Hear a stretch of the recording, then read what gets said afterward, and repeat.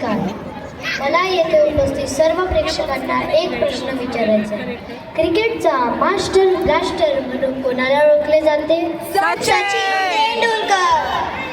बरोबर, अगदी बरोबर. सचिन हा आपल्या सर्वांचाच आवडता खेळाडू आहे. सचिनचा जन्म एका मध्यमवर्गीय कुटुंबात मुंबईमध्ये झाला. वयाच्या 11व्या वर्षी सचिन क्रिकेट खेळू लागला. क्रिकेट प्रशिक्षक रमाकांत आचरेकर सर यांनी सचिनला खेळाडू म्हणून उत्तम घडविले. वयाच्या 16व्या वर्षी सचिन पहिला आंतरराष्ट्रीय सामना खेळला. त्यानंतरचा सचिनचा प्रवास अद्भुतच असा म्हणावा लागेल. तुला काय वाटते ग?